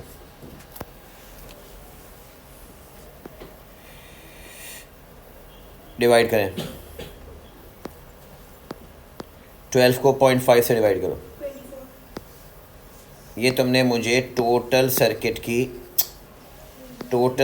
की रेजिस्टेंस बताई कितनी? 24 ओम। अब सुनो, जब टोटल रेजिस्टेंस निकाल ली तो मुझे बताओ लेफ़्ट वाले दोनों सीरीज़ में हैं, राइट वाले दोनों सीरीज़ में हैं, मगर उसके बाद ये दोनों पैरेलल में हैं। तो इस पर फॉर्मूला क्या लगा रहा हूँ, सामने देखिएगा। Total R is equals to 1 upon lamp की बताना, एक की कितनी है? 30, दूसरे की कितनी है? 30। कितना हो गया? तो मैं शो करने के लिए दोनों कर रहा हूँ, plus 1 divided by right side वाले में एक की कितनी है? R, दूसरे की कितनी है? 28 whole power minus. Total resistance reciprocal में लिखो तो 1/24 लिख सकते हो, is equals to 1/60 plus 1/R plus 28 लिख सकता हूँ ऐसे। 1/R is equals to 1/R1 plus 1/R2, ये लिख रहा हूँ मैं। कैलकुलेटर उठाना, 1/24 को कैलकुलेटर पे माइनस करो 1/60 से। 1/40 1/40 को बराबर कर दो 1/R प्लस 28 से बेटा। तो क्रॉस मल्टीप्लाई करेंगे तो 12 R प्लस 28 40 के बराबर, तो R is equal to 12 ohms। Sir एक फॉर्मूला अगर वो EMF is equals to sum of PD तो वो नहीं वो भी लगा सकते हैं, वो सही आ रहा है। मगर उसमें आप लूप लगाओगे ना, लूप कहाँ पे आ रहा है, वो तुम सम ऑफ पीडीज कैसे कर रही हो, sum of EMF equal to sum of PD, Kirchhoff second law लगा रही हो, तो किरचॉफ सेकंड लॉ यहाँ पे कैसे लगेगा, यहाँ पर अलग अलग बैटरीज थोड़ी हैं, वो मल्टीपल बैटरीज के लिए लगता है। किरचॉफ सेकंड लॉ बिल्कुल अलग सिचुएशन में लगता है जब मल्टीपल बैटरीज हो या क्वेश्चन में गिवन हो, यहाँ तो सिंपल सर्किट है ये। अब सुने क्या कह रहा है, voltage at X equal to voltage at Y. मुझे बताओ, पोटेंशियल डिफरेंस पूछ रहा है, पार्ट बी, ये तो हमने केसेस में पढ़ा था, पोटेंशियल डिफरेंस एक्स और वाई के बीच में पूछ रहा है। टेल मी, इस पूरी ब्रांच में वोल्टेज, यानी कि इस पूरी ब्रांच में वोल्टेज कितना है, 12, हर एक में वोल्टेज कितना कंज्यूम हो रहा है, 6, तो पॉइंट एक्स पर एक्चुअल वोल्टेज कितना है, 6 वोल्ट, क्योंकि 6 कंज्यूम हो गया। यस और नो? इस वाले पर वोल्टेज कितना है, वाई पे, ऊपर आर में तुमने वोल्टेज निकाला था अभी थोड़ी देर पहले, तो ऊपर वाले आर में वोल्टेज कितना था, 3.6। इस आर का वोल्टेज अगर 3.6 वोल्ट है, सही है, तो मुझे बताओ यहाँ पर वोल्ट मीटर की रीडिंग क्या करेंगे। दो ऑप्शन है, या तो 6 में से 3.6 को माइनस करें, कितना आया, यह आंसर है आपका। दूसरा ऑप्शन ये है कि कोई कहेगा मुझसे, सर इसमें भी तो, इसका भी तो वोल्टेज ले सकते थे, नीचे वाले का। मैं कहूँगा ठीक है, इसका वोल्टेज ले लो, कितना है, तो मुझे बताओ, अगर 6 में से, इस तरफ तो दोनों में 6 है ना, इस तरफ तो दोनों में 6 है, तो अगर 8.4 को भी 6 में से माइनस करते तो भी आंसर सेम ही आता। 8 माइनस, सॉरी कितना, 8.4 माइनस 6, आंसर अब भी 2.4 वोल्ट ही आएगा। इसको मैं यहाँ पर अलग से दिखा दूँ, ये देखें कि अगर इस सर्किट को मैं यहाँ दिखाऊँ, ये सर्किट है तुम्हारे सामने, ये दो रेजिस्टर्स सीरीज में लगे हुए हैं, नोट करना, इस पे मैंने वेट सेट करी है 12 ओम, जो कि 12 ओम है, दूसरे वाले पे कितना है, 28 ओम, 28 ओम ही है। बैटरी की वोल्टेज कितनी है, 12 वोल्ट, यहाँ पर रेजिस्टेंस कितनी है, 30, यहाँ पर कितनी है, 30, ये आपका ही क्वेश्चन बना हुआ है। अब वो पोटेंशियल, ये वायर दिखा देता, सुनो, अब वो वोल्ट मीटर कहाँ लगा रहा था, क्या बताया था तुम्हें, यहाँ लगा दे बीच में और इसके बीच में, ये चेक कर लें, यहाँ पर ऊपर चाहे टर्मिनल आगे पीछे होंगे बस, ये लो रीडिंग कितनी आ गई, 2.4। एक्चुअली इसका कॉन्सेप्ट ये है कि बैटरी के, चाहे कन्वेंशनल फ्लो ले लो, चलो कन्वेंशनल फ्लो ले लो, मेन पॉइंट ये है कि यहाँ से टोटल वोल्टेज कितना आ रहा है, 12, कितना आ रहा है, इसमें इसका प्रोपोर्शन जा रहा है वोल्टेज का, इसमें इसका प्रोपोर्शन जा रहा है वोल्टेज का, यस और नो। एक का प्रोपोर्शन, सोचो ना जरा, एक का प्रोपोर्शन अगर 3.6 है तो दूसरे का कितना है भाई, 8.4। नीचे वाले में एक में जा रहा है वोल्टेज कितना, 6, दूसरे में भी जा रहा है वोल्टेज कितना, 6। अब अगर मैं इस पहले वाले लैंप के अक्रॉस वोल्ट मीटर लगाऊं, सीधा करके वोल्ट मीटर लगाऊं, तो मुझे बताओ इस नीचे वाले लैंप में वोल्टेज कितना मिल रहा है, 6। ऊपर वाले रजिस्टर के अक्रॉस में वोल्ट मीटर लगाऊं तो कितना मिल रहा है, 8.4। तो अगर यही टर्मिनल मैं यहाँ लगा दूँ और फिर यहाँ लगा दूँ तो देखें ये इन दोनों का डिफरेंस बताएगा 2.4, चाहे पॉजिटिव या नेगेटिव, वो तो टर्मिनल का फ़र्क है। ये लो, वो आपको 2.4 बताएगा। समझ आ रही बात? अब सुनो आगे क्या कह रहा है। नेक्स्ट पार्ट में कह रहा है आपसे कि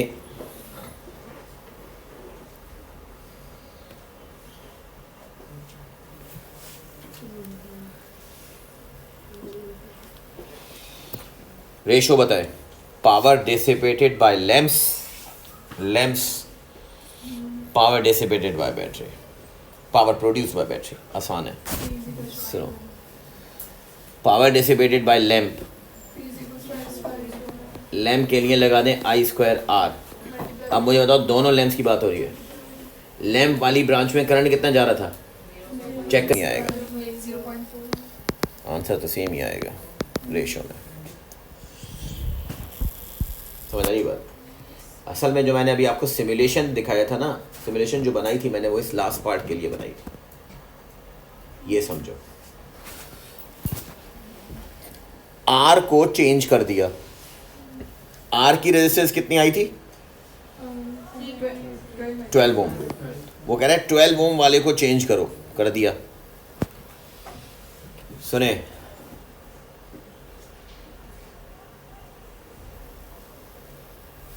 ट्वेल्व ओम वाले को चेंज करके अनदर रेजिस्टर लगाओ ऑफ लोअर रेजिस्टेंस। ठीक है, सुनना मेरी बात।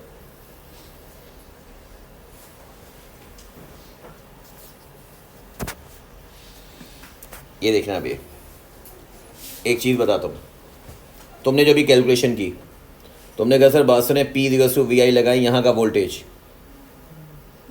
कितना है, 12 वोल्ट। यहाँ का करंट और से देखना कितना है, 0.5। इन दोनों को मल्टीप्लाई किया तुमने, ऐसे ही किया ना।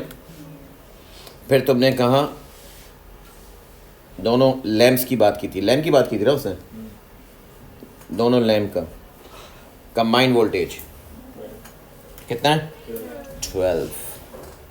और दोनों लैम्प का करंट सीरीज में सेम ही होता है, कहीं भी लगा दो, एमीटर का मसला नहीं है, कहीं भी लगा दो। कितना रीडिंग आ रही है? अब सुने क्या कह रहा है।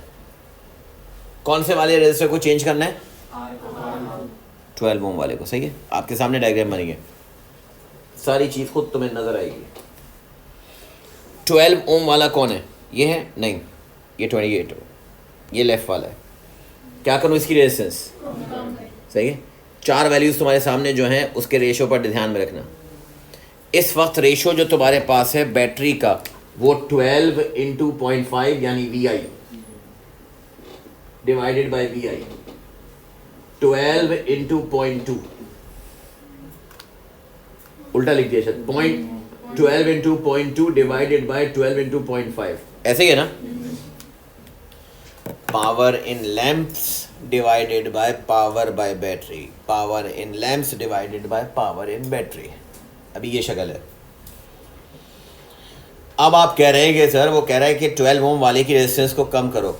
देखो मैं रेजिस्टेंस को कम कर देता हूँ, कुछ भी कर दो। ये देखो, ये लो 2 हो गई ओम, चेक करें।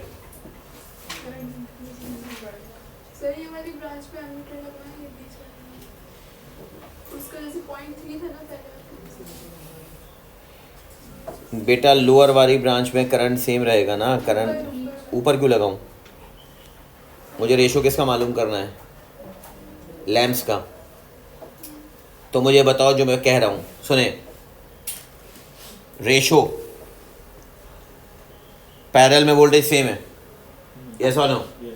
एक नोट करें बात कि रेजिस्टेंस के कम होने से वोल्ट मीटर की रीडिंग सेम रही है, 12 सेम है, यस और नो? मगर रेजिस्टेंस के कम होने से, समझना ये बात, रेजिस्टेंस के कम होने से टोटल, पहला सवाल, रेजिस्टेंस के कम होने से टोटल सर्किट की रेजिस्टेंस कम हो गई। टोटल रेजिस्टेंस सर्किट की कम होने से टोटल सर्किट का करंट बढ़ गया, जैसा ना। अच्छा, अब इसका मतलब ये कि आप कह रहे हैं कि फॉर एग्जांपल अगर टोटल रेजिस्टेंस मैंने टोटल रेजिस्टेंस मैंने कम की है, चाहे जितनी भी 1 ओम 2 ओम जो भी, तो मुझे बताएं पूरे सर्किट का करंट बढ़ा, यस और नो? ओके, मगर अगर इस सिंगल कंपोनेंट की रेजिस्टेंस कम हुई है तो फिर इस वाले पोर्शन के बजाय जो नीचे वाला पोर्शन है उसका वोल्टेज और उसका करंट, लैंप वाले का वोल्टेज और लैंप वाले का करंट तो सेम ही है। इसका मतलब लैंप का वोल्टेज और लैंप्स का करंट सेम है, सिर्फ बैटरी का करंट बढ़ गया और बैटरी के करंट के बढ़ने की वजह से अब 12 into 0.2 divided by 12 into for example 0.6 हो गया। तो मुझे बताएं रेशो की वैल्यू कम हो गई, दैट्स इट, ये रीज़न है। सुने, ये सिमुलेशन तो मैं सिर्फ इस क्वेश्चन के लिए मैंने यहाँ बनाई है। सर जो लैंप से उनका करंट क्यों नहीं इंक्रीज हो रहा है? क्योंकि अगर टोटल सर्किट का करंट इंक्रीज हो रहा है तो वो आपने बोला ना करंट डिवाइड होता है, तो रेशियो सेम कैसे रहेगा? बेटा यहाँ देखो, ये रेजिस्टेंस बढ़ रहा है, रेजिस्टेंस बढ़ रही है। जब रेजिस्टेंस बढ़ रही है तो चेंज कहाँ नज़र आ रहा है तुम्हें? ऊपर, ऊपर नज़र आ रहा है। नीचे वाले में करंट में चेंज आ रहा है? कोई नहीं आएगा, क्योंकि ऊपर जो चेंज आ रहा है वो इस बीच वाले सर्किट इस वाली चेन में नज़र आएगा। ये देखो अब चेंज आ रहा है, नीचे वाले पर क्यों इम्पैक्ट आएगा? नीचे वाले पे इम्पैक्ट थोड़ी आएगा, नीचे वाले पर चेंज नहीं आ रहा। ये देखें, मीन्स इस सर्किट में समझो,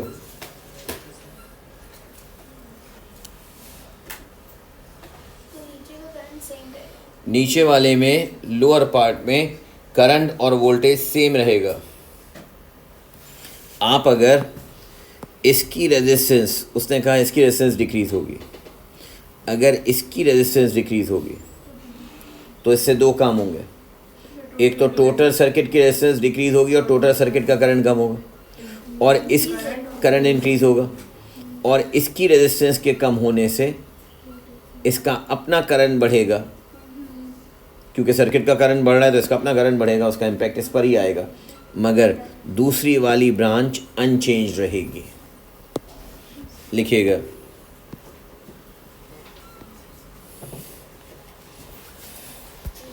as R decreases,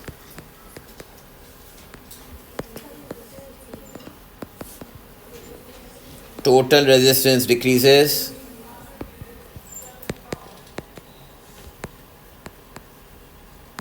and total current in the circuit increases. So total power produced by battery increases. Total power produced by battery increases, but lamps have no change. सो जो ऊपर वाला फैक्टर है, सो in ratio comma denominator बढ़ जाएगा, denominator increases,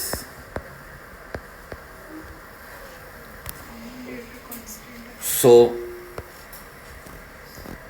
ratio decreases.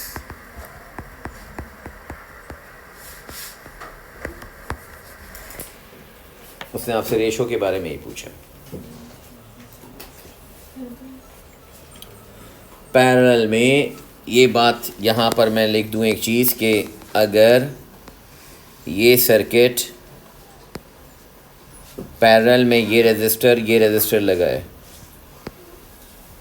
Parallel में ये resistor लगा है।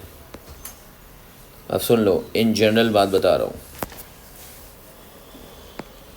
R1 R2 R3 R4, total battery का वोल्टेज भी है, सामने देखना गौर से, जनरल रूल बता रहा हूँ इसका। यहाँ से करंट I आ रहा है, वो करंट यहाँ I1 और I2 में डिस्ट्रीब्यूट हो रहा है। टोटल करंट I आ रहा है, I1 और I2 में डिस्ट्रीब्यूट हो रहा है। अब इन चारों में से अगर एक वेरिएबल रजिस्टर हो जाए और अब मैं कहूँ इफ़ R1 डिक्रीजेस, तो R1 के डिक्रीज होने से फ़र्क किस पे पड़ेगा? टोटल R डिक्रीजेस, I1 भी डिक्रीज होगा, करंट डिक्रीज होगा। Total R decreases, so I increases.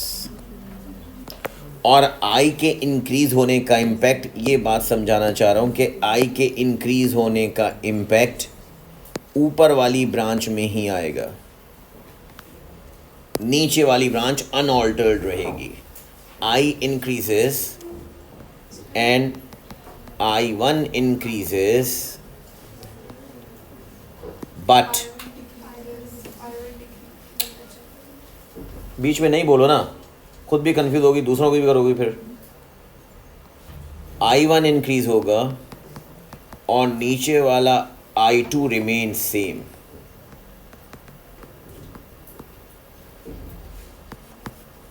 I2 same रहेगा नीचे वाली ब्रांच में। नीचे वाली ब्रांच में ना वोल्टेज पे फ़र्क आएगा ना करंट पे फ़र्क आएगा। ये देख लें, यहाँ पर सर्किट है, इसमें दोबारा मैं इनिशियल वाली 12 ओम सेट करता हूँ। सुनो, ये 12 ओम सेट कर रहा हूँ ताकि तुम्हारे पास एक यूनिफॉर्म फॉर्मूला बन जाए सबके लिए। इधर देखें, इस वक्त इस डायग्राम में यहाँ से ऊपर वाली ब्रांच का टोटल वोल्टेज कितना है? 12। नीचे वाली ब्रांच का टोटल वोल्टेज कितना है? 12। ओके, अब ऊपर वाली ब्रांच में इसका वोल्टेज कितना है? 3.6। याद रखना 3.6। इसका वोल्टेज कितना है? अब सुनो, अगर 3.6 वाले में जो करंट है वो ये है और सर्किट में करंट ये है। अब देखना ज़रा ऊपर वाली ब्रांच में इस रेजिस्टर की मैं रेजिस्टेंस डिक्रीज कर रहा हूँ। वोल्टेज कितना है? 3.6। नोट करना, ये रेजिस्टेंस कम कर दी मैंने, लेट से ये लें, ये देखें, जैसी रेजिस्टेंस वैसा उसका वोल्टेज के रूल के हिसाब से इसका अपना वोल्टेज भी कम हो गया। और अगर मैं इसकी रेजिस्टेंस कम कर रहा हूँ तो इसका करंट बढ़ रहा है। पहले करंट 12 पर, इस ऊपर वाली ब्रांच में करंट 0.3 था। इस सिंगल रेजिस्टर की रेजिस्टेंस कम कर रहा हूँ तो इस वाली ब्रांच में करंट बढ़ रहा है, मगर इस सिंगल रेजिस्टर जिसकी रेजिस्टेंस कम कर रहा हूँ तो उसका वोल्टेज भी कम हो रहा है। और अगर इसका वोल्टेज कम हो रहा है तो फिर डेफिनेटली बराबर वाले का वोल्टेज क्या होगा? बढ़ेगा, क्योंकि दोनों का मिलके वोल्टेज 12 के बराबर होना है। मगर इसके कम या ज़्यादा होने से जो मेरी नीचे वाली ब्रांच है, उस नीचे वाली ब्रांच में कोई चेंज नहीं आ रहा। मीन्स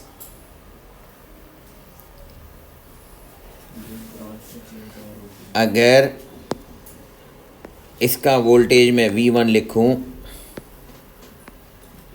इसका वोल्टेज V2 लिखूं,